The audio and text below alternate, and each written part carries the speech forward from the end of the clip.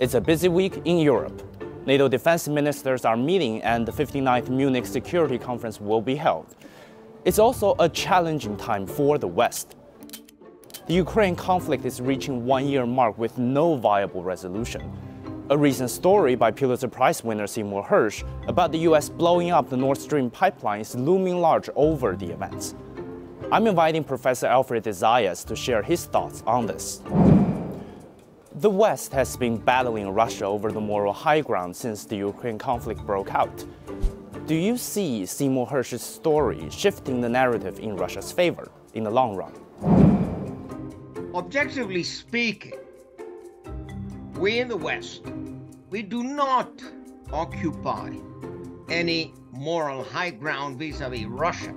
The problem is that we in the United States, most Brits in England, and Germans in Germany actually believe our own propaganda. We are indoctrinated into believing that we are the good guys by definition, and that we have a mission to bring democracy and human rights to the rest of the world.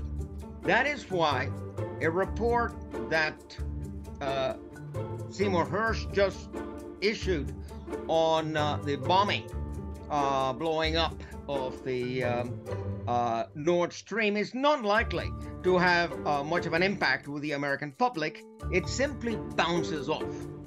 People believe that what they want to believe.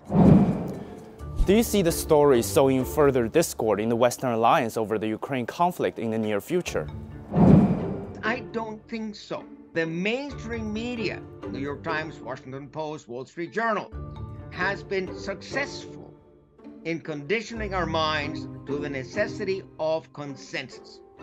Consensus among the Western countries. In the United States, Congressman Matt Gaetz is calling for a stop of the flow of weapons to Ukraine. We have a number of academics like Richard Falk and Jeffrey Sachs and John Mersheimer who are pushing for mediation, but they're not being listened.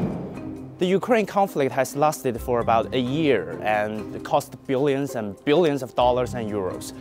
Do you see the conflict dragging on for another year or so? It definitely can drag on for one more year. It's a question, as I've said it before in other interviews, we Americans are willing to fight this proxy war against Russia till the last Ukrainian. Assuming that the United States sends fighter planes and Germany sends fighter planes, etc., then the likelihood of a confrontation with NATO, a direct Russia-NATO confrontation, is much higher. And under those conditions, we are facing apocalypse.